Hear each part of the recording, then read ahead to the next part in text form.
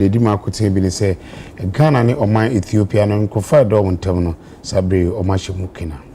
Oswafo wo hwe ensase ne oboade ne paso aboamane sesese no aban ne den hye pamapa egu akwam ti se wo pe oman na sase ato a e wo so wo hwe na wodi san hye no eso sanso na aban den hye aba fansa se won ache se omudi ni pa bi besi wo mu ene behwe abo e aban sase ho ban ahwe brina se aso nipa bi wia aban sase ana se da ho edema oman no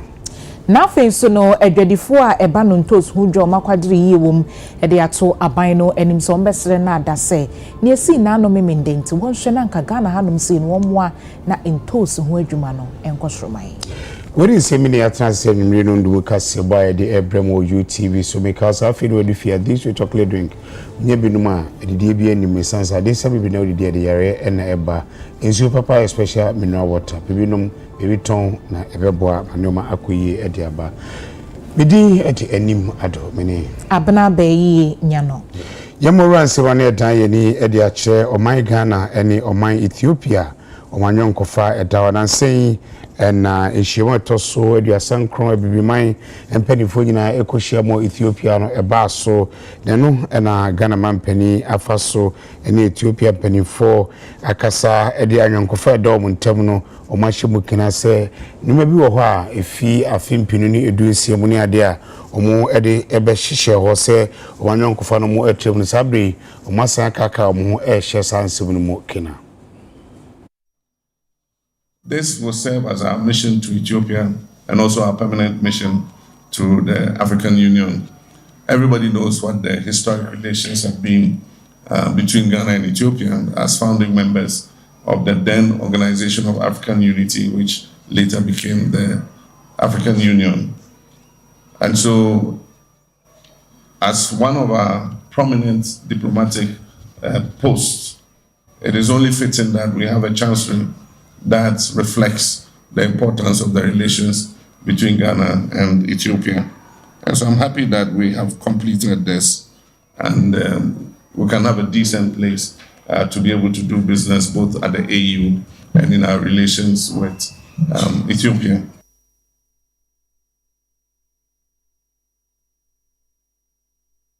Oswafo a wo ensase ene oboade ne paso eye onmunyamfo Emmanuel Amakofibo ene wo yensentrofo nhyiemu ede nsem bi etudwa efa eye oman no anase aban ensase ho ensem na wo kyeremu se no aban no de ne mapegu akwam eye nhyehyeye a enamra kwan so people na emu eta ho no mo fan ya ombesan so ebu nkontamapa ede afa ho nti se wo obi na ope aban anasa oman na sase de aye bibia e wo se wo hwe na san hye we nyina no wo de ye adwuma ebiem ade ba ko kaditwa ato ene se wo pe ensase ni bia to a e wo se wo hwe se sika no emu on ha kyekemu aduoson de wo de beba ansa na ho nkrata asem no ometimi ahye ho ase.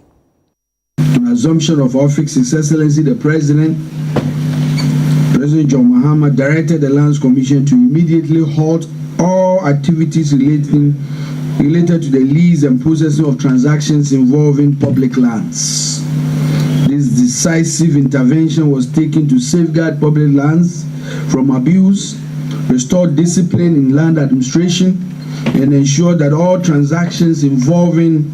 these lands deliver value for money to the state. One of the major findings of the committee, and this is really something that is well known,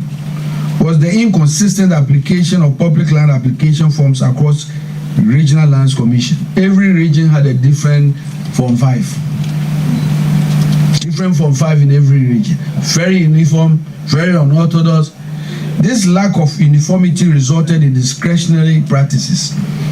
or uneven standards in the allocation of public lands, thereby weakening transparency and accountability. To address this, the Ministry, in collaboration with the Lands Commission, has completed a comprehensive review of Form 5. The revised form will now serve as the single mandatory application instrument for all public land transactions nationwide, covering both reapplications arising from this exercise and all future applications. 3. The revised Form 5 will be published on the Lands Commission official website and made available for public access within the coming weeks. Applicants will be able to download, complete, and submit the form electronically. The ministry, in consultation with the Lands Commission, has therefore proposed a new premium framework for public land leases. Under this new framework, a minimum of 70% and not 1 to 30%, a fixed 70% of the assessed market value of public land will be payable upfront as a premium, with the remaining 30% structured over the tenure of the lease as ground rent. These values will be published on the website of the Lands Commission in the spirit of transparency. There will be no doubt on the values of properties across every part of this country, every city, every cluster. And this will be publicly known so that transactions, especially public lands, will not be undersold. Omoididwa efa entosu ho edi ato man penifo anim se na no de sie wo tiato e Burkina Faso no enya de hye nkran sanse se pade ofie ne enya bia ne kope e wa bonten sentus ne na Ghana yidua ne kasimu ene obi ha nke bia dwadifo enko masao hawa enipa duankoma yekuomo achine keke kwani na ne se wonkofa ntos ababeto nya ho faso ma abo man Ghana so yadua ne ho sem no muteze sa de be dia abane nhwe no fa nhemra se de be ya omudua ntos o Ghana no ombedua ndodo na ma no ne ekono ombeja se de be ya enkofo hawi abai ebi emmabiem eye niguasie se o man kese we yanya 60 years na still ye kra tomatoes every obi man so first na tomatoes no free na vrungo ni boliga dam na ewo boliga no e be sere aban no se omo ye ho adwuma na ekuafo no starti edua intos no wase ne be ya how ni amani aye fam wo Burkina Faso no etu betwa sesi ehu aboyen akase na ebe ya ye be ko Burkina se akofa ntos aba Ghana enti ye sama mpanyin se ondi mboye no nka ye ho sa obaboa yen na odi asodwafo be ka omo ho wo ho na obaboa yen ya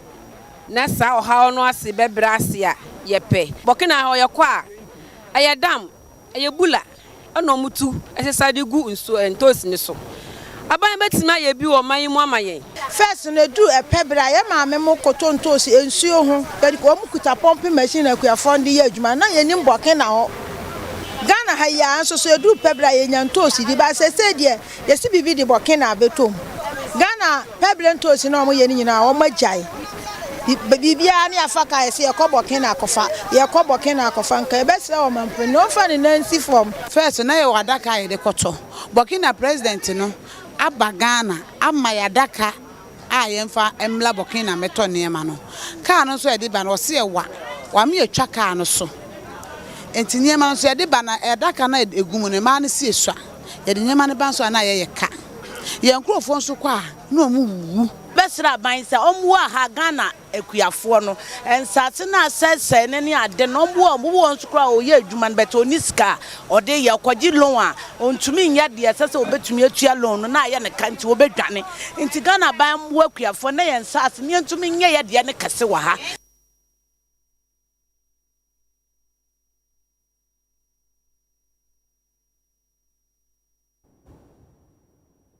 Enkane openya na wojinemu epre emrashibedwefi akonya ebo Ablekuma West abato mpeswa so onumunyafo Kobi Mensa wede sobo ato mensni krache awo mpeswa ne so onumunyafo ni George Papo Alote enafeye Ablekuma West mrashibedweni eso se ni omoye no nani enye ho ase omo ahyeda eye niema bi editia no na dwuma mpo a wo ne restaurants ni hotels ahodo nyina omo sori ana omo atake essay adwuma no eno no akasa mpo no omo tai eye ne basabasa wo twemu se ano edin into pese omanfo nyina hunu nia etuemu na sasem yi kra no MC na ba be yi ano wo twemu se ensemo a onmunyamfo Mensa eka ne de wonim ho hwe woni ni asem empeso ane so no bie ne ho no mo ne no wa asem to besre se bibisei ekoso de a womra no ne assembly ninka na wonfa kwan paso no mo nhwe enso ano sense wode asem no ebeba betu bedwem ye call prime minister adi na ewie no na menu mu na bom na ye campaign at the party by power after the election na you win na youth no eye na man mu ani enda ho ɛna me kɔfa commander na yɛ stop sɛ hɔ na anadwo bɛyɛ 1 o'clock ɔmo ba me fie ba attack me ɛyɛ Tuesday anadwo no bɛta attack me nti ɔmo ba attack me na me bɔ engineer secretary mane ne chairman na sɛ say na use na bɛyɛ me ɔmo se kwakwa de small mo ɛne yɛ vice chair ɛna small mo sɛ ɔmo me nti ɔmo twe tosi me so na me frɛ for mo buy ɛna mo nyina akɔ ese kɔ asɛm yɛ ade bi a ɛda hɔ bɛpem ɛnɛ a party ntumi si agyina bi a wɔ ho after this you know and I'm can say they are going to hunt my businesses and they'll make sure they crash my business because now no their side have the MP, their side have the MC, which is the one of the delegates and the senator message in the mommy and I'm afraid of Kwado Bonamania one cash your home Kwado here on a city MP today or not after me can say also from back bepimene me friend on fa miss meaning any madam for yeah general chairman Efre Kwado no Kwado no from say Obama office na transfer kasa na the aba no ni mo hwe me so betwe no mra ebesim de 1 year na chi almost 1 year 2 months no on my so these are tax force go round and baby I want to who say pull I don't know whether it is the pole or but there's some line and it's boarding around the line and I think it is not right so they just pull it so that's about it so we don't have any issue with anybody but it's just unfortunate